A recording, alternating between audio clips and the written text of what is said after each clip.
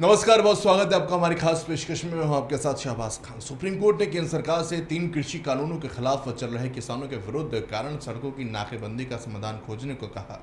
Supreme court Noida के एक निवासी की याचिका पर सुनवाई कर रही थी, जिसमें यह सुनिश्चित करने का निर्देश देने की मांग की कि नोएडा से दिल्ली के बीच सड़क को साफ सुथरा किया जाए।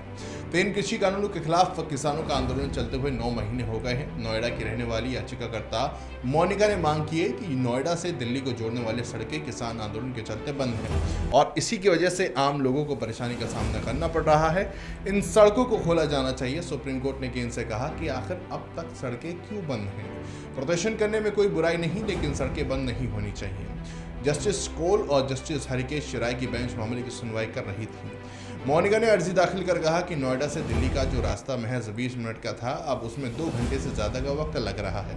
यह संकट खत्म होना चाहिए। इस पर सुनवाई करते हुए सुप्रीम कोर्ट ने कहा कि किसानों के मसले का समाधान किसी और तरीके से हो सकता है, लेकिन आम लोगों को इस तरह से परेशानी नहीं होनी चाहिए।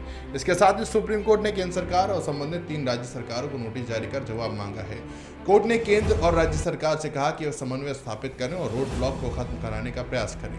अर्जी की सुनवाई के दौरान जस्टिस कौल ने कहा कि समाधान केंद्र सरकार और संबंधित राज्यों के हाथ में है। किसी भी कारण से सड़कों को बंद नहीं किया जाना चाहिए। इस मसले के समाधान के लिए केंद्र सरकार को समय दिया जाता है, वह इस मसले का समाधान करें और हमें रिपोर्ट सौंपें। अदालत ने केंद्र सरकार को मामले का समाधान तलाशने की सलाह दी, तो वहीं किसान आंदोलन को लेकर भी नसीहत दी। कोर्ट ने कहा कि किसानों के पास आंदोलन का अधिकार है, लेकिन वो इसके लिए सड़कें नहीं बंद कर सकते, वे कहीं और भी आंदोलन कर सकते हैं। तो सड़कें बंद होने को लेकर आपकी क्या राय है, कमेंट में जरूर बताइए। खबर को शेयर कीजिए, चैनल को सब्सक्राइब कीजिए। नमस्कार।